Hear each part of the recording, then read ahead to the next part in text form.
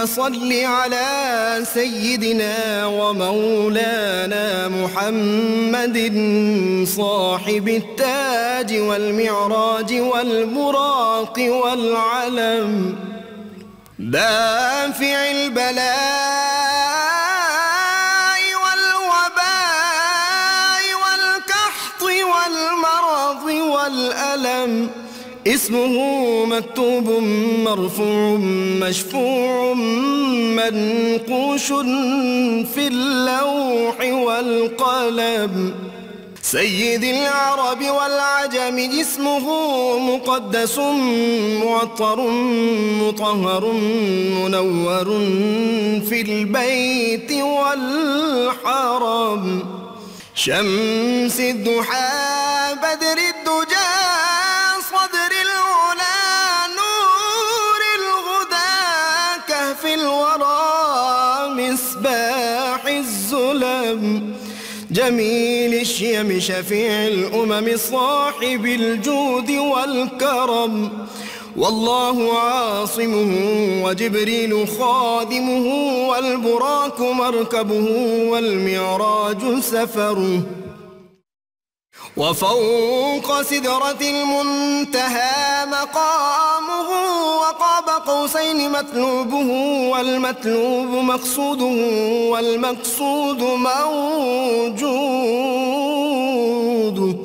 سيد المرسلين خاتم النبيين شفيع المذنبين أنيس الغريبين رحمة للعالمين راحة العاشقين مراد المشتاقين شمس العارفين سراج السالكين مصباح المقربين محب الفقراء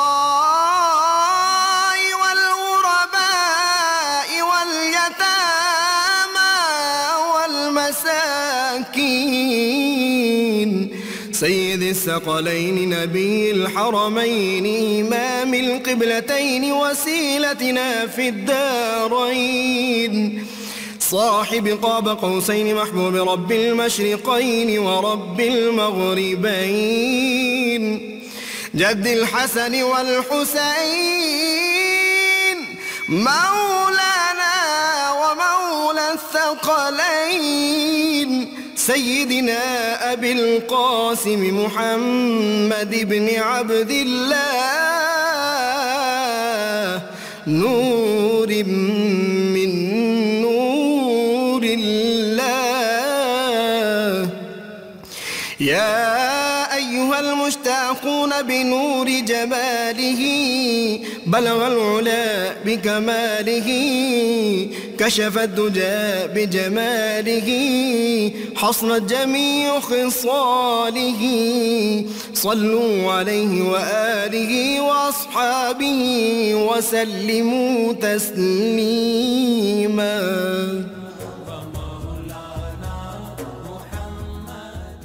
بسم اللہ الرحمن الرحیم۔ السلام علیکم ناظرین، پروگرام صبح نور کے ساتھ آپ کا میزبان نذیر احمد غازی حاضر ہے۔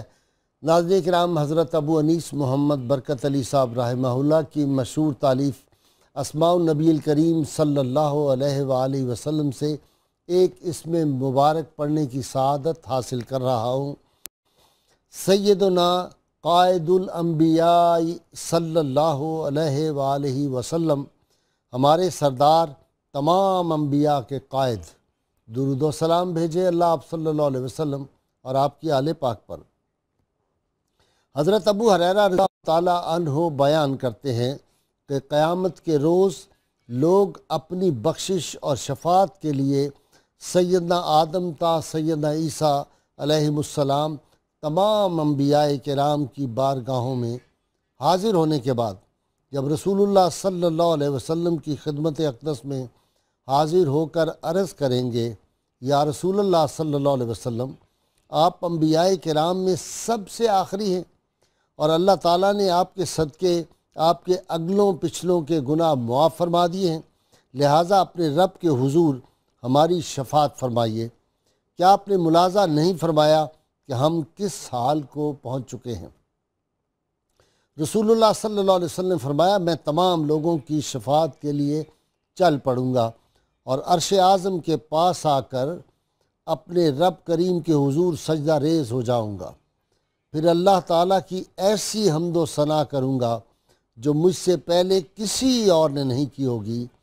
اس کے بعد مجھ سے فرمایا جائے گا اے میرے حبیب محمد صلی اللہ علیہ وسلم اپنا سر انور اٹھائیے، آپ جو مانگیں گے دیا جائے گا، آپ شفاعت کریں آپ کی شفاعت قبول فرمائی جائے گی۔ ناظرین کرام، قرآن حکیم کی ہر صورت میں علم و حکمت کے چشمے رواں ہیں۔ 14.25 صدیاں ہو گئی اسلام کی قرآن حکیم کی تفسیر کرتے ہوئے مفسرین اپنے اپنے انداز میں تفسیر کرتے رہے، اس کے اندر سے وہ جو گوہر ہائے آبدار ہیں ان کو تلاش کرتے رہے، اپنے اپنے انداز میں بیان کرتے رہے۔ قرآن حکیم کی ایک سورہ مبارکہ سورۃ النساء قرآن کریم کی سب سے طویل ترین سورت ہے۔ اس میں بے شمار احکامات ہیں، عورتوں کے حقوق کی بات کی گئی ہے، یتیموں کے حقوق کی بات کی گئی ہے، یتیموں کے مال کے حفاظت کی بات کی گئی ہے، انسانی جان کے احترام کی یہاں پہ بات کی گئی ہے۔ اس میں توبہ کی تلقین اور توبہ کی حقیقت بیان کی ہے، توبہ کس طرح قبول ہوتی ہے، یہ تقویٰ کس طرح اختیار کرنا چاہیے، اور نسل انسانی کی جو وحدت ہے اس کے بارے میں احکامات ہیں۔ اور اس میں قرآن حکیم میں ارشاد فرمایا یا ایھا الناس اعبدوا ربکم الذی خلقکم من نفس واحدۃ وخلق منها زوجها وبث منہما رجالا کثیرا وتساءلون به والارحام۔ میں ٹھیک کہہ رہا ہوں؟ شاید ایک آدھ کوئی آیت آگے پیچھے ہو گئی ہے۔ سورہ البقرہ کی شروع کی آپ نے، میں حافظ نہیں ہوں تو اس لیے یہ میں اپنے حافظے سے پڑھ رہا ہوں۔ جی، نسل انسانی شروع تو یہاں سے ہوتی ہے، تمام لوگوں کو قرآن حکیم جو ہے وہ ان کو ایڈریس کر رہا ہے۔ اور آج میں یہ اپنے مہمانوں کا تعارف ناظرین کرام کرا دوں۔ پروفیسر سعید احمد خان صاحب ساری عمر آپ کا تعلیم سے تعلق رہا، ہمارے ملک کے معروف اسکالر ہیں۔ ان کے ساتھ ہیں پروفیسر محمد اعظم نوری صاحب، آپ کا بھی تعلیم سے تعلق ہے، استاد ہیں اور میرے مہمان بنتے رہتے ہیں۔ ان کے ساتھ علامہ رضا الدین صدیقی ہیں، معروف عالم دین ہیں، مہمان بنتے رہتے ہیں میرے۔ تو خان صاحب پہلے آپ سے یہ قرآن حکیم کی جو میں نے آیات پڑھی ہیں، شروع کی آیات ہیں۔ بسم اللہ الرحمن الرحیم، اللہم صلی علی محمد وعلی آل محمد وبارک وسلم۔ قرآن کریم کی یہ چوتھی سورہ مبارکہ جس میں 176 آیات ہیں، اس کا آغاز اللہ رب العزت نے یوں فرمایا، بسم اللہ الرحمن الرحیم، یا ایھا الناس اتقوا ربکم الذی خلقکم من نفس واحدہ وخلق منها زوجها وبث منہما رجالا کثیرا ونساء۔ اس میں جہاں خطاب کی عالمگیریت ہے، وہاں بڑی خوبصورت انداز میں انسانی تخلیق کا بھی نظریہ واضح طور پر قیامت تک آنے والی اولاد آدم کو دے دیا گیا۔ اور اس کے علاوہ اس میں 2 مرتبہ اتقوا کا لفظ آیا، اللہ سے ڈرو۔ اب وحدت نسل انسانی کا جب ہم تصور قرآن کریم کی اس سورہ مبارکہ سے لیتے ہیں تو وہ ہمیں یہ بتاتا ہے کہ ہم سب ایک باپ کی اولاد ہیں۔ وہ جو ہے الخلق و عیال اللہ، الخلق و عیال اللہ، تمام مخلوق اللہ کا کنبہ ہے، لیکن اس سے بڑھ کر یہ کہ ہم ایک جوہر سے ہیں۔ یہاں پر یہ ایمان والوں کو خطاب نہیں ہے، یا ایھا الناس پوری نسل انسانی کو خطاب کر کے ایک حکم تو یہ دیا گیا کہ اللہ کا تقوی اختیار کرو جس نے تم سب کو ایک جان سے پیدا کیا۔ آدم علیہ السلام کی اولاد ہونے پر ہمیں فخر ہونا چاہیے، نہ کہ دوسرے جو نظریات ہم پر ٹھونسے جا رہے ہیں یا ہمیشہ غلط قسم کے لوگ لاتے رہے ہیں، وہ باطل ہیں۔ ہمیں اس بارے میں یہ کامل یقین ہونا چاہیے کہ وَمَنْ أَصْدَقُ مِنَ اللَّهِ قِيلًا، اللہ سے بڑھ کر سچا کوئی نہیں۔ اور قرآن کریم میں رب کریم نے جو بات بھی کہی ہے آخری ہے، اٹل ہے۔ دنیا جتنا مرضی ہے اپنے فلسفے بیان کرے، لیکن آخر کار اس کو اسی نقطے پر آنا ہے جو اللہ رب العزت نے قرآن کریم میں فرما دیا ہے۔ اب اس میں جو ہمیں تقوی کا حکم دیا گیا 2 بار، اس ضمن میں یہ عرض کروں گا کہ ہم سوچیں جس ذات نے ہمیں اپنے دست قدرت سے بنایا، جس ذات نے ہمارے اندر اپنی روح پھونکی، جس نے ہمیں اپنی مرضی کی شکل و صورت دی اور دنیا میں بھیجنے کے بعد اس نے ہمارے لیے آکسیجن کا اہتمام کیا، وَلَقَدْ كَرَّمْنَا بنی آدم کا آسمان سے پانی اتارا، ہمارے لیے زمین میں مختلف قسم کی نعمتوں کی بھرمار کر دی. اگر اس کی عظمت ہم اپنے وجود پر طاری نہ کر سکیں، اس کی طرف ہمارا خیال نہ جائے، تو پھر انسانیت جو ہے وہ ذلتوں میں چلی جاتی ہے. تو ہمیں پروفیسر صاحب صلہ رحمی اور خاص طور پہ صلہ رحمی پھر یتامہ کے ساتھ اس میں بڑا ان کا ذکر آیا ہے. یعنی عورتوں کے حقوق ہیں اور اس کے بعد پھر یتامہ کا ذکر آ گیا. بسم اللہ الرحمن الرحیم. قرآن مجید فرقان حمید کا ایک بہت بڑا اعجاز یہ ہے کہ وہ ایک ہی لفظ میں پورے سمندر کو سمو دیتا ہے. سبحان اللہ. یہاں پر اللہ رب العالمین نے ایک ہی لفظ استعمال کیا ہے والارحام، اور اسی کے اندر وہ صلہ رحمی کا پورا مضمون جو ہے وہ بیان کر دیا گیا. سبحان اللہ. صلہ رحمی اتنا عظیم اور اعلیٰ عمل ہے کہ صحیح بخاری کی ایک روایت میں اس ضمن میں عرض کرنا چاہوں گا کہ ہم غور کریں اور سوچیں اس بات کے اوپر کہ ہم معاشرے میں کس سمت جا رہے ہیں اور اللہ اور اس کا رسول صلی اللہ علیہ وسلم ہمیں مقصد زندگی کیا بتا رہے ہیں. حدیث پاک میں آتا ہے لما خلق اللہ الخلق، اللہ نے جب پوری کائنات کو پیدا کیا، فلما فارغا، جب اللہ فارغ ہو گیا، قامت الرحیم، یہ جو صلہ رحمی ہے یہ کھڑی ہو گئی اللہ کی بارگاہ میں. واہ. اور کھڑے ہو کے عرض کرتی ہے ھذا المقام عائذ بک من القطیع، اے میرے مالک میرے ساتھ کیا معاملہ بنا، مجھے تو پناہ اسی جگہ پہ ملے گی. بلکہ اس سے پہلے لفظ ہیں فَأَخَذَ بِحَقْوِ الرَّحْمَانِ، اللہ کے دامن کو تھام لیا اس نے. اچھا. اور تھام کے کہتی ہے مولا مجھے تو ہر کوئی کاٹتا پھرے گا، میرا تو ہر کوئی خون کرتا پھرے گا. تو دیکھیے اللہ رب العالمین نے کتنا بڑا اعزاز عطا کیا، کسی عمل کو یہ اعزاز نہیں بخشا گیا. اللہ نے فرمایا صلہ رحمی الا تردینا من وصل کی وصلتہ ومن قطع کی قطعتہ. واہ. فرمایا تو اس بات پہ راضی نہیں ہے کہ جو تجھے جوڑے گا میں اسے اپنی رحمت سے جوڑ لوں گا، سبحان اللہ. اور جو تجھے کاٹے گا میں اسے اپنی رحمت سے کاٹ دوں گا. سبحان اللہ. سبحان. صلہ رحمی جو ہے، میں ہمیشہ اپنے اسٹوڈنٹ سے غصب ایک بات کہا کرتا ہوں، میں کہتا ہوں کچھ رشتے وہ ہیں جو ہم بناتے ہیں اور کچھ رشتے وہ ہیں جو ہمارے رب نے ہمارے لیے بنائے ہیں. تو جو رب نے بنائے ہیں یقیناً وہ ہر چیز کی حکمتوں کو سب سے زیادہ جاننے والا ہے. تو وہ بہتر جانتا تھا کہ اس کا ماں باپ بہن بھائی ماموں چچا کون ہونے چاہیے. تو جو اس نے رشتے بنائے ہیں نا ان کو اصل میں لے کے چلنا یہ انسان کا سب سے بڑا زندگی میں مقصد حیات کو پانا ہے. اور ذمہ داری بھی ہے. ذمہ داری ہے، یہ اس کی ذمہ داری ہے. یعنی اس بارے میں آقا علیہ الصلوۃ والسلام نے بڑے واضح طور پہ کہا لا يدخل الجنت قاطع. اللہ. فرمایا وہ شخص جنت میں جا ہی نہیں سکتا جو اپنے رشتوں کو کاٹتا ہے، جو رشتوں کو توڑتا ہے. تو یہ تو ایک ایسا، بلکہ ایک حدیث پاک میں آقا علیہ الصلوۃ والسلام نے فرمایا کہ 3 باتیں ایسی ہیں کہ اگر کوئی شخص یہ اپنے اندر پیدا کر لے تو اللہ رب العالمین اس کے حساب کو بہت آسان کر دیں گے. سبحان اللہ. بہت آسان کر دیں گے. سبحان اللہ. اور وہ دیکھی، اور اس کو حضور علیہ الصلوۃ والسلام نے سب سے اعلیٰ اخلاق بھی قرار دیا. پہلی بات آپ نے فرمایا سل من قطعک، فرمایا جو تم سے تعلق توڑے تم اس سے تعلق جوڑو. وآتی من حرمک، جو تمہیں نہ دے تم اسے دو. وعفو عمن ظلمک، اور جو تمہارے ساتھ ظلم اور زیادتی کرے تم اس سے درگزر کا معاملہ. سبحان اللہ.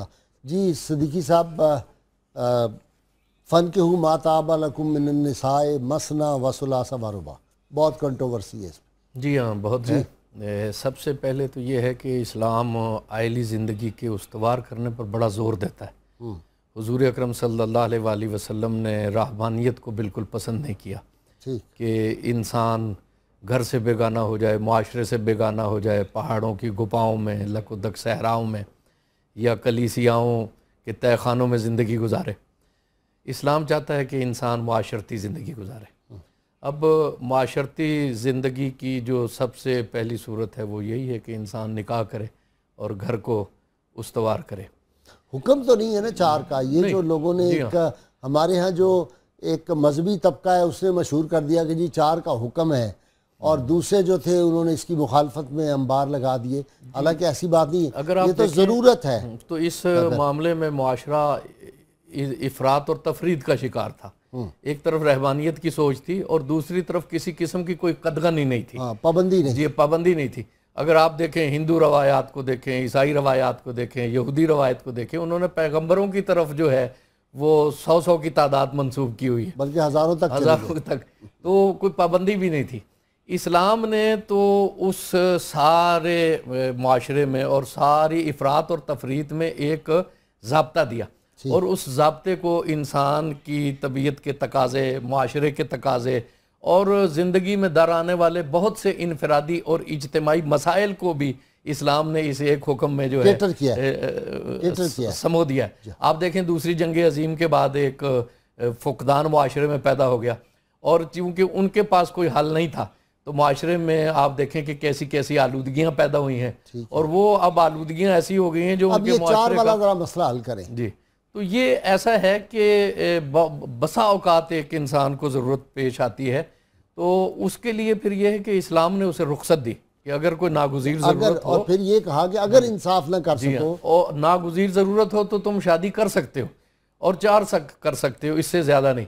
لیکن وہ بھی اس صورت میں اس کی شرط اولین یہ ہے کہ تم انصاف کر سکو. اگر انصاف نہ کرو گے تو پھر یہ جو ہے یہ ایک گناہ کا عمل ہو جائے گا. نا انصافی بذات خود جو ہے نہیں کر سکو گے, نہیں نہ کرنے کا. جی, اس طرح کا ایک تاثر بھی بیچ میں ملتا ہے. جی ہاں, یہ ہے کہ اگر تم یہ نہ ممکن نہیں ہوگا تمہارے لیے. کیوں جی, آپ ذرا مشکل ہوگا, کریں, آپ ذرا کلیئر کر دیں اس بات کو. جی, میں ضمن میں یہ عرض کروں کہ اگر ہم قرآن کریم کے تناظر میں فَانكِحُوا مَا طَابَ لَكُم مِّنَ النِّسَاءِ مَثْنَىٰ وَثُلَاثَ وَرُبَاعَ کا دیکھیں تو حقیقت یہ سامنے آتی ہے کہ ستیزہ کار رہا ہے ازل سے روز. یہ جو چراغ مصطفی سے شرار ابو لہبی کی چپکلش چلی آ رہی ہے, اس نے قیامت تک رہنا ہے, اور آپ سے اللہ تعالیٰ نے ایمان کے بدلے میں جان اور مال خرید لیے ہیں.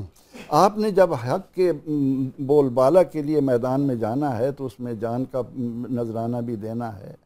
تو اس میں جب لوگ زیادہ شہید ہو جاتے ہیں تو عورتیں زیادہ بچ جاتی ہیں, ان کی بچیاں بچ جاتی ہیں. معاشرے میں یتیم بچیوں کی کفالت کے لیے اسلام نے اس ضرورت کے تحت یہ 4 شادیوں کی اجازت دی ہے, اور اس میں بھی پھر یہ قدغن لگا دی کہ ہمیں معلوم ہے تم انصاف کرنے کی طاقت نہیں رکھتے, لیکن اگر تم انصاف کر سکو تو پھر تم ایک سے زیادہ کی تمہیں اجازت دی جا سکتی ہے, ورنہ فواہدہ ایک پر اکتفا کرنا ہوگا. یہ میں آپ سے چاہ رہا تھا, ایک پر ہی اکتفا کرنے کی, کیونکہ زمانہ جاہلیت میں حضور علیہ الصلوۃ والتسلیم یعنی پرائرٹی تو ایک کی طرف ہی ہے, ایک کی طرف یہی ہے نا, ایک کی طرف ہے. لیکن جب صورت ایسی آ بنے کہ آج ہم جب کسی ایسے باطل قوت کے ساتھ ٹکراتے ہیں. پروفیسر صاحب, آپ کو پوری مستحضر ہے آیت یا ان سے پوچھے آپ؟ فَانكِحُوا مَا طَابَ لَكُم مِّنَ النِّسَاءِ مَثْنَىٰ وَثُلَاثَ وَرُبَاعَ وَإِنْ خِفْتُمْ ہے آگے, وَإِنْ خِفْتُمْ أَلَّا تَعْدِلُوا فَوَاحِدَةً. اگر تمہیں ڈر ہو کہ تم انصاف نہیں کر سکو گے, تمہیں یہ خوف ہو کہ مجھ سے انصاف نہیں ہوگا, کیونکہ عورت کی جو ضروریات ہیں ان کی تکمیل شوہر پر لازم اس سے اگلے ذرا پڑھ دیں حصہ. ذَلِكَ أَدْنَىٰ أَلَّا تَعُولُوا وَآتُوا النِّسَاءَ صَدُقَاتِهِنَّ نِحْلًا. ترجمہ کر دیں. وہ پھر حق مہر کی طرف چلا جاتا ہے کہ قرآن مجید نے جو دین فطرت ہے نا جی, اسلام دین فطرت ہے, اور وہ انسان کی فطرتی ضرورتوں کو ایک جائز طریقے سے جو ہے وہ ان کو کمپنسیٹ کرتا ہے. یہاں پر میں جو بات عرض کرنا چاہوں گا جو آپ چاہ رہے ہیں وہ یہ ہے کہ اسلام نے دوسری شادی کرنے پہ کوئی اجر کی بات نہیں کی, بلکہ وعید کی بات کی ہے. بہت اچھی وعید کی بات کی ہے اسلام نے. آقا علیہ الصلوۃ والسلام نے ارشاد فرمایا کہ جو شخص عدل و انصاف نہیں کر سکے گا, قیامت کے دن جب وہ اللہ کی بارگاہ میں آئے گا تو آدھا دھڑ اس کا مفلوج ہوگا, وہ پیرالائز ہوگا.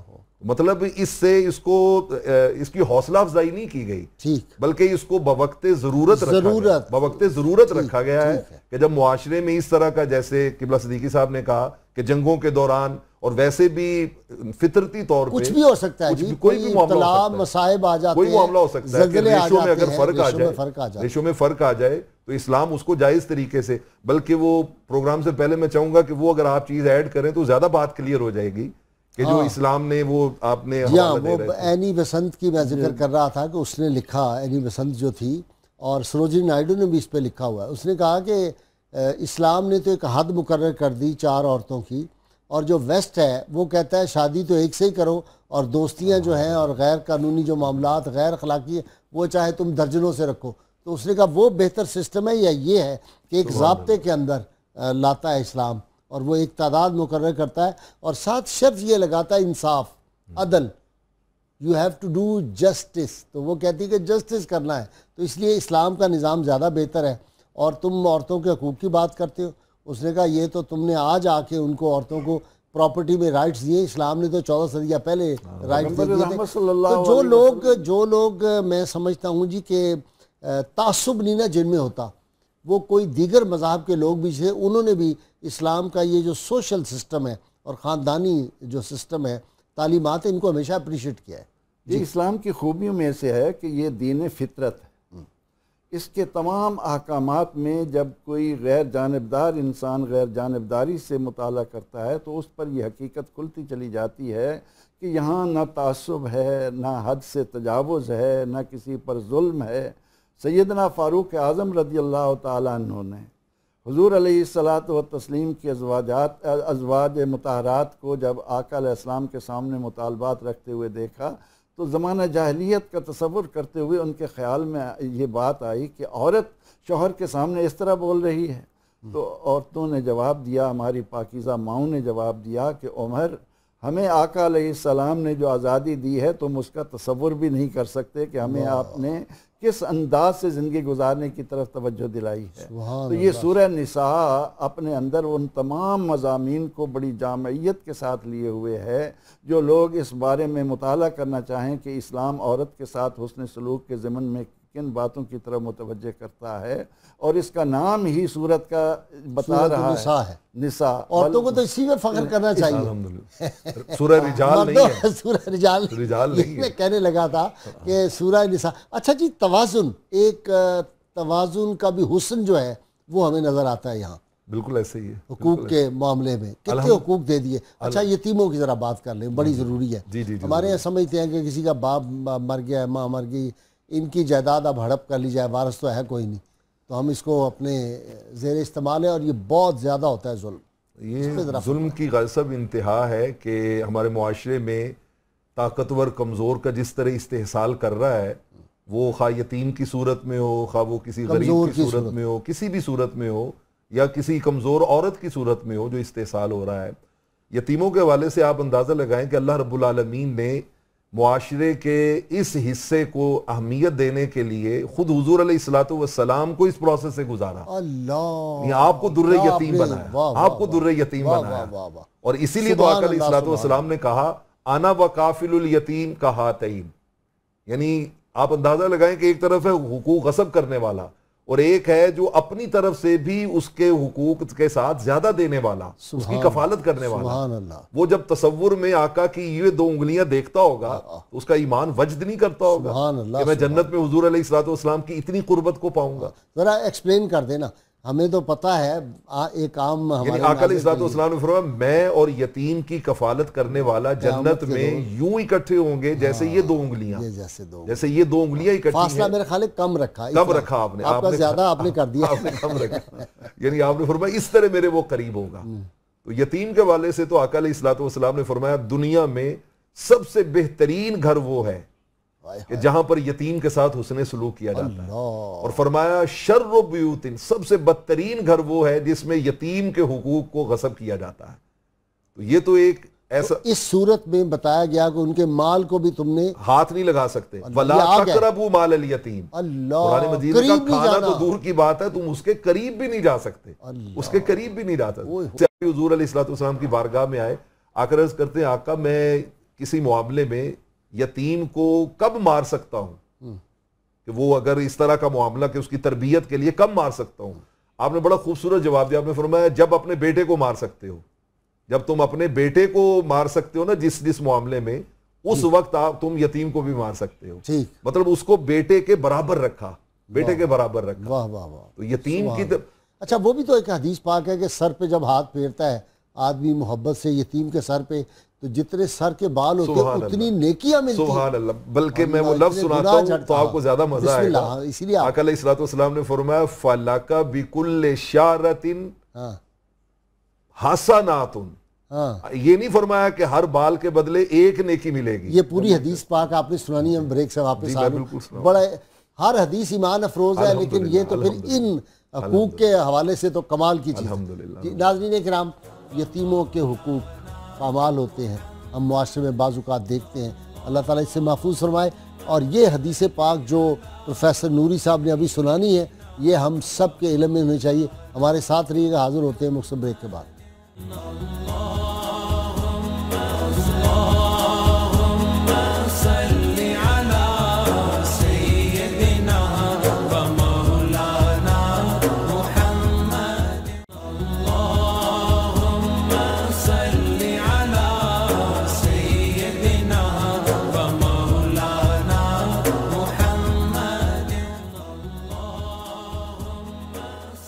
ویلکم بیک ناظرین کرام. جی پروفیسر صاحب آپ حدیث پاک سنا. جی میں وہ حدیث پاک عرض کر رہا تھا. آقا علیہ الصلوۃ والسلام نے ارشاد فرمایا من مسح رأس یتیم لم یمسح الا للہ. سبحان اللہ سبحان اللہ. یعنی یتیم کے سر پہ ہاتھ پھیرنے کی بھی تو بہت سی صورتیں ہیں نا. اسے اعتماد میں لینے کے لیے, ظاہری محبت جتانے کے لیے, اس کی جائیداد ہڑپ کرنے کے لیے.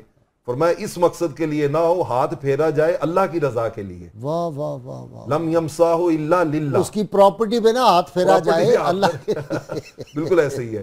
فَلَهُ بِكُلِّ شَعْرَةٍ مَرَّتْ عَلَيْهَا يَدُهُ حَسَنَاتٌ.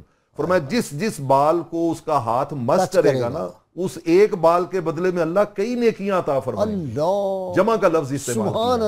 اللہ اسے حسنات عطا کریں گے. واہ واہ. اور ایک دوسری حدیث پاک میں ایک شخص آیا, اس نے آ کر عرض کی حضور میرا دل بہت سخت ہے, اس کا کوئی علاج بتائیں. آپ نے کوئی لمبا چوڑا وظیفہ نہیں بتایا, دو باتیں بتائیں. فرمایا اطعم المسکین وامسح راس الیتیم. فرمایا بھوکے کو کھانا کھلایا کرو, یتیم کے سر پہ ہاتھ پھیرا کرو, اللہ دل نرم کر دے. اچھا پروفیسر صاحب آپ نے غور کیا ہمارا معاشرے میں پہلے کیا ہوتا تھا؟ ہم گاؤں میں جاتے تھے نا تو بڑی بوڑھیاں مائیں وہ ہمیشہ سر پہ ہاتھ پھیرتی تھی. بالکل ایسے ہی. جو بھی جائے اپنے سے چھوٹا, بلکہ آپ کی عمر کے بھی جو آپ کی بزرگ خواتین ہوتی تھی وہ سر پہ ہاتھ پھیرتے تھے. اب یہ سسٹم میں ہمارا معاشرہ ہی اس سے بدل گیا ہے. اب یہ ہم سلام بھی ختم ہو گیا. سلام بھی ختم ہو گیا آپ کو. ہاں جی اب رحمت و برکتیں بھی ختم جی ہو گئی. تعدد ازواج پہ آ جاتے ہیں, اس پہ بڑا اعتراض ہے اور آپ نے اچھا اس کی تمہید سادہ سی بیان کی تھی. جی دیکھیے بسا اوقات کوئی بفرض محال ایک خاتون ہے گھر میں اور وہ بیمار ہو گئی ہیں جی, تو بجائے اس کے کہ آپ کسی نامحرم کو گھر میں داخل کریں, اگر کوئی محرم آ جاتی ہے اور وہ باقاعدہ ایک شرعی اور قانونی تعلق کے ساتھ ہے تو اس کا گھر میں رہنا جو ہے وہ حیا کا بھی تقاضا ہے, اس میں ایک پاکیزگی بھی ہے. تو اس لیے اگر آپ دیکھیں گے تو اس کے ہزار پہلو ہیں کہ اسلام کا یہ جو ایک رخصت ہے صحت کے اعتبار سے بھی ہو سکتا ہے, دونوں میں بہت زیادہ تفاوت ہو, اگر تفاوت ہے یہ بھی تو ہو سکتا ہے کہ نیڈ بہت زیادہ ہے. جی ہاں, تو یہ اس میں آپ ہزار پہلو سے دیکھیں گے تو اس میں حکمتیں ہی ہیں, اور اسلام نے تو اس کو متوازن کیا ہے, اور نہ تو اسلام نے اس کو مریضانہ کیا ہے اور نہ اسلام نے اس کی کوئی بالکل ایسی گنجائش دے دی ہے کہ آپ جو چاہیں کریں. ایک کالر لے لیں آپ کی اجازت سے. السلام علیکم. وعلیکم السلام. جی سجاد بات کر رہا ہوں لاہور سے. میں کون جی؟ سجاد بات کر رہا ہوں لاہور سے. جی فرمائیں. میں نے سوال پوچھنا تھا کہ ہمارے آج کل نا معاشرے میں ایک بات بڑی عام پھیلی ہوئی ہے کہ جس عورت اور آدمی کا نکاح نہیں ہوتا اس کو جو ہے نا یار آواز زیادہ کر دیں, آواز نہیں آ رہی صحیح. جی ہمارے معاشرے میں بات پھیلی ہوئی ہے عام کہ جس آدمی یا عورت کا نکاح جائز نہیں ہوتا اس عورت کا جس کا کچھ نہیں سمجھ آ رہا سوال نہیں سمجھ آ رہا. آپ بات کریں. اللہ تعالیٰ خالق ہے جی, جس خالق نے پیدا کیا ہے اس کو بہتر پتا ہے کہ ہمارے لیے کون سا سسٹم بہتر ہے. کہ انسان کی نفسیاتی ضرورتیں کیا ہیں, انسان کی طبعی ضرورتیں کیا ہیں, اور معاشرے کی ضرورت کیا ہے. سبحان اللہ. معاشرے کی ضرورت کیا ہے. اللہ رب العزت حکیم ہے, وہ خالق ہے, وہ اسے بہتر جانتا ہے. تو بجائے اس کے کہ کوئی شخص اپنا فلسفہ پیش کرے, اور آپ یہ دیکھیں جیسے کہ میں نے اشارتاً کہا تھا کہ وہ معاشرے جہاں پر اس پر بڑی قدغن لگائی جاتی ہے, لے دی ہے, وہاں پہ بدکاریوں کی ہزار صورتیں پھیلی ہوئی ہیں. ایک کسی وجہ سے گھر میں ضرورت پیش آ گئی ہے, ایک خاتون قانونی اور شرعی طریقے سے اس گھر میں آ جاتی ہے, تو کیا وہ بہتر ہے کہ انسان جو ہے وہ پھر جاتا رہے اور ناجائز تعلقات جو ہیں وہ اتنے زیادہ آباد ہو رہے ہیں وہاں پہ, میں نیو یارک خاندانی میں گیا نظام تو تباہ ہو وہاں گیا۔ ایک پادری سے گفتگو ہو رہی تھی، تو میرے دوست نے پوچھا کہ آپ کی کتنی گرل فرینڈ ہیں، تو اس نے کہا 10۔ اللہ، جی تو آپ یہ دیکھیں کہ 10 جگہ انسان آلودہ ہو رہا ہے نا جی۔ تو کیا اور پھر وہ اسپیشل ہاؤسز بنائے ہوئے جی ہیں، ہاں، جب عورت گھر کو چھوڑ دیتی ہے جی ہاں، تو وہ باہر چلی جاتی ہے، اور وہاں جیسے اولڈ ہاؤس ہے ویسے گھر بنائے ہوئے ہیں، گھر بنائے پروٹیکشن ہوئے ہاؤسز، تو وہ آباد ہوتے جا رہے ہیں اور گھر ویران ہوتے جا رہے ہیں۔ گھر ویران ہوتے جا رہے ہیں۔ تو ایک یہ ہے کہ ہم لوگ شاید ہندوانہ روایت کے ساتھ چونکہ زندگی گزارتے رہے ہیں اس معاشرے میں، تو بہت سی چیزیں ایسی ہمارے یہاں آ گئی ہیں جن کا اسلام کے اس خوبصورت متوازن نظام سے کوئی قانون نہیں ہے۔ حضور اکرم صلی اللہ علیہ وسلم کے دور کا معاشرہ دیکھیں تو آج نکاح اور شادی اور یہ مسائل جب شروع ہوتے ہیں تو ہمارے گھروں میں ایک گویا کہ عذاب آ جاتا ہے، ہزار فتنے کھڑے ہو جاتے ہیں۔ آپ دیکھیں کہ وہاں کتنی سادگی سے یہ سارے معاملات بہت اچھے انجام ہوتے سادگی ہیں۔ سے ہوتے تھے جی۔ یہ حق مہر کا مسئلہ کیا ہے؟ اس پہ بھی بڑی لڑائیاں فساد پیدا ہو جاتے ہیں شروع میں بنیادی بات تو یہ ہے کہ قرآن کریم جب بھی کوئی حکم دینے لگتا ہے تو وہ اللہ کا تقوی سب سے پہلے لاتا ہے۔ جب تک بندہ اپنے پروردگار سے اپنے تعلق کو صحیح معنوں میں استوار نہیں کرتا، اس کی معاشرتی زندگی میں توازن پیدا نہیں ہوتا۔ ویسے ایک کالر لے لیں، شاید آپ سے سوال پوچھنا چاہ رہے ہیں۔ السلام علیکم۔ وعلیکم السلام سر، ملک امجد اسلام بات کر رہا ہوں گوجرا سے۔ جی جی جناب امجد صاحب ضرور فرمائیں۔ سر میں ایک سوال کرنے سے پہلے چھوٹی سی گزارش کرنا چاہ رہا ہوں کہ آپ کبھی گوجرا میں بھی تشریف لائیں، یہاں پر بھی ایک بہت ہی ولی کامل جناب سرکار حضرت علوی صاحب کی یہاں موجود ہے، اللہ تعالیٰ ان کو زندگی۔ پورا نام کیا ان کا؟ کال ڈراپ، جی ڈراپ ہو گئی جی۔ میں عرض یہ کر رہا تھا کہ قرآن کریم نے تو ہمیں زندگی گزارنے کے خوبصورت انداز عطا کر دیے۔ یہ کتاب ہدایت ہے، اور علماء کہتے ہیں کہ جمیع العلوم فی القرآن لیکن تقاصر عنہ افہام الرجال۔ تو جس کتاب کو ہم نے بند کر کے اوپر رکھ دیا ہو، جس کو مطالعہ کرنے کی طرف بھی ہماری توجہ نہ ہو، تو اس معاشرے میں اسی طرح کا کھڑاک پیدا ہوتا ہے جو آج ہو رہا ہے۔ اسلام نے عورت وہ کو معزز تھے زمانے میں، مسلمان ہو کر، ہم ذلیل و خوار ہوئے تارک قرآن ہو کر۔ تو بات تو یہ ہے کہ عورت اللہ رب العزت نے اس کو جتنا مرتبہ اور مقام عطا کیا ہے وہ قرآن کریم کے مطالعے سے ہی انسان پہچان سکتا ہے۔ اب انسان کو لازم قرار دیا گیا کہ جب عورت اللہ رب العزت نے اس کی راحت کے لیے پیدا کی ہے، اس کے گھر میں ایک خوبصورت حق مہر کا کانسیپٹ ذرا بتا دینا کیا ہے؟ حکم ہوتا یہ دیا ہے کہ وہ گیا۔ کہتے ہیں جی آئیں بیٹھیں، وہ کہتا ہے 5 لاکھ حق مہر، 20 لاکھ حق مہر، قرآن کریم نے اس میں ابتدائی طور پر تو یہ بات کہی کہ وَآتُوا النِّسَاءَ صَدُقَاتِهِنَّ نِحْلَةً، عورتوں کو ان کے حق مہر خوش دلی سے دو۔ اب قرآن کریم نے کنتار کا لفظ استعمال کیا حق مہر کے لیے کہ اگر تم نے عورتوں کا حق مہر کنتار بھی رکھا ہے تو وہ ان کو خوش دلی کے ساتھ ادا کرو۔ اور کنتار کیا ہے؟ بیل کو ذبح کیا جائے، اس کی کھال اتار کر اس کھال کو سونے سے بھر دیا جائے تو اس کو کہتے ہیں کنتار۔ اللہ، سیدنا فاروق اعظم رضی اللہ عنہ نے جب لوگوں کا رجحان دیکھا کہ وہ بیٹیوں کے معاملے میں حق مہر بہت زیادہ کر رہے ہیں تو خطبے میں کہہ دیا کہ میں یہ چاہتا ہوں کہ عورتوں کے حق مہر مقرر کر دوں۔ تو اسی مجمع میں سے ایک عورت اٹھی اور اس نے کہا کہ اے عمر، اللہ ہمیں دیتا ہے، عمر ہم سے روکتا ہے۔ اللہ، اور اس کے بعد جب اس عورت نے یہی آیہ مبارکہ سنائی تو فاروق اعظم رضی اللہ عنہ یہ کہہ کر بیٹھ گئے کہ عمر تجھ سے تو عورتیں زیادہ علم رکھتی۔ اب حضور علیہ السلام یہاں دیکھیں نا وہ جو آزادی ہے، جی ہاں، فکر کی آزادی اور معنوں بعد میں میں جمہوریت تو یہی تھی جی، یہ ہے نا کہ حاکم 8ویں دن اپنے آپ کو لوگوں کے سامنے پیش کرتا تھا اور لوگ پوچھ سکتے تھے کہ آپ نے یہ وعدہ کیا تھا اور یہ اس کا کیا ہوا۔ تو فنڈامنٹل رائٹس تو وہ معاشرہ تھا، وہ معاشرہ تھا نا، سامنے کھڑے ہو کے، سامنے کھڑے ہو کر جس کی سلطنت میں سورج غروب نہیں ہوتا، عام آدمی اس سے کھڑے ہو کر سوال کرتا ہے کہ مجھے اس بات کا جواب دیجیے۔ وہ کہتا ہے یہ تم نے یہ قمیض، یہ 2 کیسے تمہیں چادریں مل گئی ہیں؟ تم اتنے لمبے ہو، تمہارا کرتا کیسے بن گیا، ہمارا تو بنا نہیں۔ اس وقت لیکس نہیں نا ابھی شروع ہوئی تھی، پاناما لیکس اور فلانی لیکس ابھی شروع نہیں ہوئی، آف شور کمپنیز نہیں، آف شور کمپنی۔ یہ تو آج کی بات ہے جی، ہم تو نہ معلوم کب سے دھکے کھا رہے ہیں کہ کب سے ذلتوں اور رسوائیوں میں یہ قوم گھری ہوئی ہے۔ اللہ رب العزت اس قوم کو ہوش کے ناخن دے کہ یہ اپنی پہچان کر سکے۔ اس قوم کے حکمرانوں کو اللہ ہوش کے ناخن دے. قوم تو بیچاری بہت اعلیٰ ہے. میں پروفیسر صاحب آپ سے بڑے ادب کے ساتھ اس میں شاید اختلاف کر رہا ہوں یا میرا نقطہ نگاہ دوسرا. میرا ہے کہ اس سے بہتر نہ امت ہے دنیا میں، نہ اس سے بہتر کو دنیا میں قوم ہے. قوم تو کمال کی ہے یہ. اس کو کبھی لیڈر ڈھنگ کا قائد اعظم کے بعد اور اس کے بعد لیاقت علی خان صاحب کا دور دیکھیں اور تھوڑا سا یہ جو تھے اپنا عبدالرب نشتر وہ دیکھ لیں. بات تو یہی ہے جسٹس صاحب کہ اس قوم نے تاریخ کی انہونی کو ہونی بنایا. اس جیسی مثال دنیا میں اس قوم جیسی قوم نہیں ہے. لیکن بات یہ ہے کہ اذا کان الغراب دلیل قوم سیادیہم الی طریق الحالکین. تو ان کو سمجھائیں کیسے؟ چلیں اب یہ ٹاپک شروع ہو گیا تو یہ ایک طرح سے ریلیٹڈ بھی ہے. سمجھانا یہی ہے کہ جی وہ اپنی حیثیت کو پہچانیں اور یہ کہیں کہ قوم نے ان کے کندھوں پر جو ذمہ داری عائد کی ہے. عمر بن عبدالعزیز جیسا انسان ایک اس سے بھی زیادہ بگڑے ہوئے معاشرے میں آتا ہے، لیکن اس کا اخلاق، اس کا کردار، اس کی دیانتداری، اس کی قوم کے ساتھ جو عہد ہے، اس کی پاسداری نے چند دنوں میں انقلاب برپا کر دیا. وہاں بچے اغوا نہیں ہوتے تھے؟ نہ بچے اغوا ہوتے تھے، نہ کسی کا حق مارا جاتا تھا، نہ کسی پر ظلم ہوتا تھا. تمام لوگوں کے ساتھ حاکم اس طرح سے زندگی بسر کرتا تھا کہ کوئی رعایا میں سے یہ نہیں کہہ سکتا تھا کہ میرے حاکم کو یہ سہولتیں حاصل ہیں، مجھے کیوں نہیں ہیں.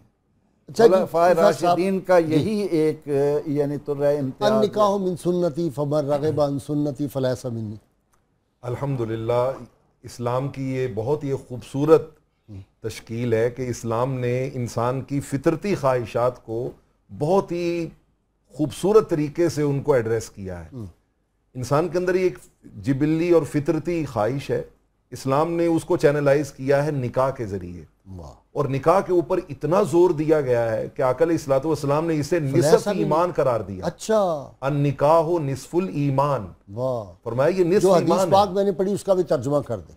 آقا علیہ الصلوۃ والسلام نے فرمایا نکاح، بلکہ اس کے ترجمے سے پہلے میں اس کا پس منظر عرض کرنا چاہتا ہوں کہ جب وہ 3 صحابہ حضور کی بارگاہ میں آئے تھے کہ معلوم کریں آقا علیہ الصلوۃ والسلام کے شب و روز کیسے گزرتے ہیں، تو انہوں نے وہاں پر مختصراً یہ عہد کیے تھے. ایک نے کہا میں اب زندگی بھر جو ہے وہ روزے رکھوں گا، دوسرے نے کہا میں رات بھر جو ہے وہ قیام کیا کروں گا، تیسرے نے کہا میں زندگی میں کبھی شادی نہیں کروں گا. تو تب آقا علیہ الصلوۃ والسلام نے انہیں واپس بلوا کے کہا تھا کہ دیکھو النکاح من سنتی، میں اللہ کا نبی ہوں، میں نے شادیاں بھی کر رکھی ہیں، اور آپ نے فرمایا جو میری سنت سے منہ پھیرے گا اس کا مجھ سے تعلق ہی کوئی نہیں ہے. فلیس منی، اس کا مجھ سے کوئی تعلق نہیں ہے، وہ ہم میں سے نہیں ہے، وہ ہم میں سے ہی نہیں ہے. اللہ. لیکن ہماری بدقسمتی یہ ہے کہ ہم نے اس خواہش کو پورا کرنے کا جو جائز راستہ تھا اسے مشکل بنا دیا، اور جو ناجائز راستہ تھا اسے آسان بنا دیا. استغفر اللہ. اچھا جی، آج کا سوال کا وقت ہو گیا. پروفیسر صاحب، ہم روز اپنے ناظرین سے سوال پوچھتے ہیں، جو صحیح جواب دیں ان کو کسان آئل کی جانب سے گفٹ پیش کیا جاتا ہے اور ساتھ کتاب الشفا کا نسخہ بھی ان کو بھیجا جاتا ہے. ناظرین کرام، آج کا سوال ہے سورۃ النساء کی کل آیات کتنی ہیں؟ اور جو کل سوال میں نے پوچھا تھا آپ سے، حضرت گیسو دراز رحمۃ اللہ علیہ، حضرت بندہ نواز گیسو دراز رحمۃ اللہ علیہ کا وصال پاک 825 ہجری بمطابق 1422 عیسوی کو گلبرگہ ریاست کرناٹک ہندوستان میں آپ کا وصال پاک ہوا. اور درست جواب جنہوں نے 3 خوش نصیبوں نے سب سے پہلے دیا، ان میں محمد خان صاحب ہیں، محمد غنی خان شیخوپورہ سے ان کا تعلق ہے، سائرہ خان بی بی ہیں ٹوبا ٹیک سے ان کا تعلق ہے، اور محمد عمر ہیں بصیر پور اکاڑا سے ان کا تعلق ہے. آپ تینوں کو انعام جو آپ کا ہے وہ آپ کے گھر پہ ڈلیور کر دیا جائے گا. صدیقی صاحب، میراث کے بھی احکامات یہاں ملتے ہیں. جی ہاں، وراثت کے یہ کیا ہے؟ جی، جو جس طرح جتنے بھی جو موضوعات بندہ ایک ہو وہی نہ سارا پکڑ لے، جو طاقتور ہو پولیس کو ساتھ ملائے اور علاقے کا کوئی ایم پی اے پکڑے اور کوئی وہاں کا جگہ پکڑے اور اس پہ قبضہ جس طرح نکاح، طلاق، یتامہ کے حوالے سے معاشرے میں مریضانہ سوچ تھی، اسی طرح وراثت میں بھی اگر آپ دیکھیں تو اسلام کے علاوہ جتنے معاشرے ہیں وہ توازن سے خالی ہیں. آج بھی اگر آپ دیکھیں تو عیسائیت میں بڑے بیٹے کو وارث بنا دیا جاتا ہے، باقی سارے لوگ محروم رہ جاتے ہیں. تو امام ابو زہرہ نے بڑی خوبصورت بات کی ہے. انہوں نے کہا کہ اسلام کا جو نظام وراثت ہے اس میں 3 بنیادی اصول ہیں. ایک قرابت، مصری کی بات جی ابو زہرہ، ایک قرابت اور ایک ضرورت اور تیسری تقسیم دولت. کہ جو جتنا زیادہ قریب ہے اسے حصہ ملتا ہے، اس طرح جو جتنا زیادہ ضرورت مند ہے، ایک شخص فوت ہو جاتا ہے اس کے بچے زیادہ ضرورت مند ہیں، والدین تو ایک زندگی گزار چکے ہیں، تو جو والدین کی موجودگی میں فوت ہے اس کا مطلب ہے والدین تو کافی عمر کے ہیں، اب بچوں کو زیادہ ضرورت ہے، تو اس لیے بچوں کو زیادہ حصہ دیا گیا۔ اسی طرح یہ ہے کہ معاشرے میں دولت مرتکز ہو کے چند ہاتھوں میں نہ رہ جائے، وراثت کے ذریعے سے اسے پھیلا دیا گیا، تو یہ تقسیم دولت بذات خود آج تو معاشیاتی سے سمجھتی ہے کہ یہ کتنی ضرورت ہے۔ تو ان تین بنیادوں پر، خوبصورت بنیادوں پر اسلام نے نظام وراثت کو استوار کیا، اور اس میں بھی اس کی ہر جز میں اگر آپ دیکھیں گے تو ایک فطرت کے تقاضوں کو پورا کیا گیا ہے۔ تفرید ہوگی نا، ویسٹ نے اب قانون اس طرح کے بنا دیے کہ انہوں نے کہا اب سارا کچھ عورت کو ہی دے دو، جی ہاں، وہ اتنا انتہا پسندی میں چلے گی، یہ بھی غلط ہے۔ جی ہاں، آپ دیکھیں کہ اسلام میں عورت کو ہر طرف سے، یہ بھی ایک اعتراض ہوتا ہے کہ عورت کا حصہ آدھا ہے، لیکن آپ یہ دیکھیں کہ بیٹی کی حیثیت سے اس کی کفالت ہوتی ہے، والدہ کی حیثیت سے اس کی خدمت ہوتی ہے، باپ کا بھی تو حصہ ملنا ہے، جی ہاں، باپ کا بھی حصہ ملنا ہے، ماں کا بھی ملنا ہے، ماں فوت ہو جائے خامد کا بھی ملنا ہے، اور پھر کوئی خدا نہ خواستہ بیٹا ہے اس کا بھی اس کو حصہ ملتا ہے۔ تو یہ نہیں دیکھتے کہ عورت کو تو ہر طرف سے ملتا ہے، مرد کو تو صرف ایک طرف سے ملتا ہے۔ تو قرین انصاف تو یہی نظام ہے جو کہ اسلام نے دیا ہے، اور اس پہ اگر صحیح عمل ہو تو معاشرے میں کوئی فساد نہیں پیدا ہوتا، کوئی انارکی نہیں پیدا ہوتی، اور پھر قیامت تک کے لیے وہ حصے طے کر دیے کہ اسے شرعی اصولوں پہ آپ تقسیم کر دیں اور کسی بھی فساد اور جھگڑے سے بچ جائیں، اس کو کم اور زیادہ کوئی بھی نہیں کر سکتا، اور اس اطمینان سے، اس اعتماد سے جب یہ تقسیم ہو جائے گی کہ ہم نے اللہ کے حکم پہ عمل کیا ہے، تو پھر اس میں کوئی نہیں کہہ سکتا کہ میرے ساتھ ناانصافی ہوئی ہے۔ صاحب اگر اس پہ نہیں کوئی عمل کرتا تو کیا ہے پھر؟ یہ جب قرآن مجید تقسیم ہے نا قرآن کے مطابق، قرآن حکیم کے مطابق ہم نے دیکھا ہے یہاں تو قرآن سے شادی کروا دی، سارا عمر ان کو بٹھا دیا ہوا ہے، شادیاں نہیں کرنی، مختلف بہانے کر دیے، سید زادی کا کہہ دیا کہ اب یہ اس کا مل نہیں رہا، غیر سید مل رہا ہے تو اس کی شادی نہیں، تو اس طرح جہیز کے نام پہ کہ اس کو جہیز دے دیا تھا تو اب اس کو وراثت میں دینے کی کیا ضرورت ہے۔ قرآن مجید نے جہاں میراث کے معاملات کو ڈسکس کیا ہے تو انہی پہلے دو رکوعوں کو جو اینڈ ہو رہا ہے نا وہ خاص طور پہ قابل توجہ ہے۔ قرآن نے کہا تلک حدود اللہ، فرمایا یہ اللہ کی بنائی ہوئی حدیں ہیں، وَمَن يُطِعِ اللَّهَ وَرَسُولَهُ يُدْخِلْهُ جَنَّاتٍ تَجْرِي، فرمایا جو ان کو فالو کرے گا وہ جنت میں جائے گا، اور وَمَن يَعْصِ اللَّهَ وَرَسُولَهُ وَيَتَعَدَّ حُدُودَهُ يُدْخِلْهُ نَارًا، فرمایا جو ان کو توڑے گا وہ سیدھا دوزخ میں جائے گا۔ بلکہ یہاں پر میں آپ کو بتاؤں یہ جو محروم کرنے والی بات ہے، آقا علیہ الصلوۃ والسلام کی ایک حدیث ہے اور اس پہ ہمارے ناظرین کو غور کرنا چاہیے۔ فرمایا ان الرجل لیعمل بعمل اہل الخیر 70 سنة، ایک شخص 70 سال تک نیک عمل کرتا ہے، خیر والے عمل کرتا ہے، ثم اوصى، پھر وہ جب وصیت کرنے لگتا ہے اس میں کسی کے ساتھ ظلم اور زیادتی کر دیتا ہے، وہ جو وراثت تھی اس معاملے میں کسی کے ساتھ ظلم اور زیادتی کر دی، فرمایا اللہ اس کا خاتمہ جو ہے وہ برا فرماتے ہیں اور اسے دوزخ میں پھینک دیتے ہیں۔ اور اس کے مقابلے میں حضور نے کہا ایک شخص 70 سال تک برے عمل کرتا ہے لیکن مرتے ہوئے عدل و انصاف کر کے چلا گیا وراثت کے معاملے میں، فرمایا اللہ اس کا جو خاتمہ ہے وہ اچھا فرماتا ہے اور اسے اس عمل کے اوپر جنت عطا فرما دیتا ہے۔ اچھا ویسا وصیت کی بڑی اہمیت ہے اسلام میں، قرآن کریم نے روز وصیت لکھ کے جاؤ، جی اس پر بہت زیادہ زور دیا ہے، اور حضور سید عالم صلی اللہ علیہ وسلم صحابہ کرام رضوان اللہ علیہ مجمعین کو اس کی تاکید بھی کیا کرتے تھے، اور اسی وصیت کی بنا پر بہت سارے ایسے اعتراضات جو آج زندگی میں لوگوں کے سامنے آتے ہیں ان کا بھی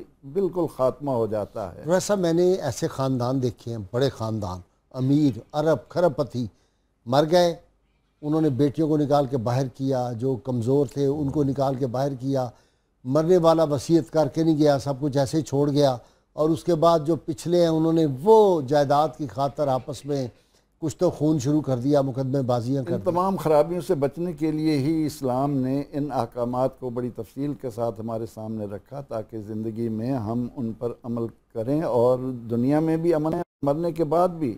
اب یہ تو کوئی نہیں جان سکتا کہ جو شخص دنیا میں ظلم کر کے جا رہا ہے مرنے کے بعد اس کے ساتھ قبر میں کیا سلوک ہو رہا ہے۔ اب قبر میں جانا چونکہ یاد نہیں رہتا اس لیے ان چیزوں میں غفلت برتی جاتی ہے۔ اللہ رب العزت نے وصیت کرنے، یوصیکم اللہ فی اولادکم، اللہ تمہیں وصیت کرتا ہے اور وہ حکم دیتا ہے کہ تم بھی ان کے لیے یہ وصیت کرو۔ پیغمبر رحمت صلی اللہ علیہ وسلم، اگر ایک آدمی پروفیسر صاحب حرام دولت کما کے چلا جاتا ہے، ڈھیروں اپنے رشتہ داروں کو دے کے چلا جاتا ہے اور جاتے ہوئے آخر میں وہ اس کا ختم شی وغیرہ پڑھوا دیں تو معاملہ ٹھیک نہیں ہو جائے گا؟ قطن نہیں ہوگا، وہ اس کا بوجھ لے کر جاتا ہے، اور اس نے والا تسألن یومئذ عن النعیم، ایک ایک بات کا سوال ہونا ہے۔ اور جس نے حرام مال کمایا ہے اب وہ حرام مال اپنے ساتھ تو نہیں لے جا رہا، لیکن اس کا بوجھ اگر بالفرض لے جائے قبر میں ڈالروں کی ایک بوری بھر کے لے جائے یا سونا لے جائے، کوئی نہیں کام آئے گا؟ جی، کفن کے ساتھ جیبیں لگانا شروع کر دیں اور پھر تو ممکن ہوگا۔ نہیں تو ایسا نہیں ہوتا، ملائکہ کو نہیں دی جا سکتے ڈالر؟ جی ملائکہ تو یہ مسئلہ ہے، میں آپ سے پوچھ رہا ہوں۔ یفعلون ما یؤمرون، وہ تو معصوم ہیں، اچھا، وہ ان تمام خرابیوں سے بچے ہوئے ہیں۔ یہ اولاد آدم ہی ہے جو اپنے آپ کو ان فتنوں میں مبتلا کرتی ہے اور دولت کے نشے میں، دولت کے حرص میں، دولت کے لالچ میں ان تمام قواعد و ضوابط کو پس پشت ڈال دیتی ہے اور یہ سمجھتی ہے کہ یہ مجھے بچا لے گا، گن گن کر رکھتا ہے۔ اچھا، کلا لیمبذن فی الحطامہ، کہ بھی کام نہیں آئے گی، یہ سارے کا سارا ادھر ہی رہ جائے گا۔ لیکن وصیت کے ضمن میں یہ عرض کر رہا تھا کہ مثلا ایک اعتراض ہوتا ہے کہ چچا کے ہوتے ہوئے پوتا کیوں محروم ہے؟ تو اللہ تعالیٰ نے تمہیں وصیت کا حکم دیا ہے، اور تیسرے مال میں مرنے والا جو وصیت کرنا چاہے وہ کر سکتا ہے۔ فیصل بہت شکریہ، میرے پروگرام کا وقت چونکہ ختم ہو گیا، آپ کا بہت شکریہ۔ فیصل نوری صاحب آپ کا بھی بہت شکریہ۔ صدیقی صاحب، اچھا جی، ایک حدیث پاک بھی ہے کہ ایک صحابی تھے، وہ کہتے ہیں مجھے نہیں یاد کہ میں کبھی سویا ہوں بغیر وصیت کیے۔ ایسے ہی حضرت عبداللہ ابن عمر رضی اللہ حضرت عبداللہ بن عمر، بالکل آپ نے ٹھیک فرمایا۔ ناظرین کرام، کتاب الشفاء سے نسخے کا وقت ہو گیا۔ مصائب، آلام، تکلیفوں سے تحفظ کا عمل ہے۔ سورۃ الانبیاء کی آیت نمبر 107 کا روزانہ اگر 121 بار ورد کیا جائے تو اللہ تعالیٰ ہر قسم کی مصیبت اور پریشانی سے محفوظ فرما دیتے ہیں۔ شرط یہ اول و آخر 11 مرتبہ کوئی بھی جو آتا ہو وہ ضرور پڑھیں۔ سیدنا علی المرتضیٰ شیر خدا کرم اللہ وجہ الکریم فرماتے ہیں، اللہ تعالیٰ حضرت ابوبکر صدیق رضی اللہ تعالیٰ عنہ اور حضرت عمر فاروق رضی اللہ تعالیٰ عنہ پر رحمت نازل فرمائے۔ وہ ان اولین لوگوں میں سے ہیں جنہوں نے قرآن مجید کو ایک کتابی صورت میں جمع کیا۔ ناظرین کرام، یہ آپ نے دیکھا کہ سیدنا علی المرتضیٰ کے قول مبارک سے ہمیں پتہ چلتا ہے کہ صحابہ کرام کی، خلفائے راشدین کی آپس میں کتنی گہری محبت اور ان کا محبت سے تعلق تھا۔ اللہ تعالی ہمیں بھی توفیق دے کہ ہم صحابہ کرام کا ادب، احترام اور ان سے محبت جو ہے وہ کرتے رہیں۔ یہ ایمان کا حصہ ہے۔ خدا نخواستہ اگر کوئی آدمی صحابہ کرام سے بغض رکھے تو اس کی آخرت جو ہے وہ کبھی بہتر نہیں ہو سکتی۔ اللہ کریم ہمارا حامی و ناصر ہو۔ اللہ کریم اس پاکستان کے رہنے والوں کو امن، چین، سکون نصیب فرمائے۔